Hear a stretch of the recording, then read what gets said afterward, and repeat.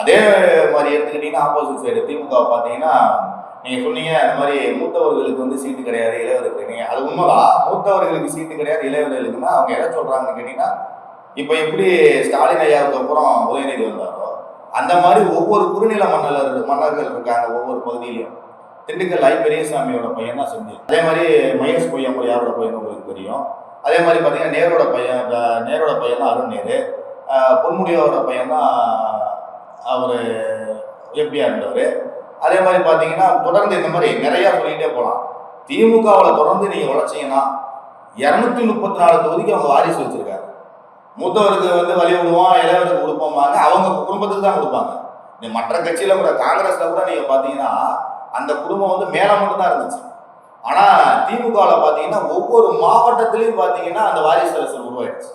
நீங்க அந்த வாரிசு அரசியலை தாண்டி கடைசி வரைக்கும் போஸ்டர் ஓட்டலாம், கொடி பிடிக்கலாம், கோஷம் போடலாம் மொழிய, அதை தாண்டி யாருமே அங்க வர முடியாது.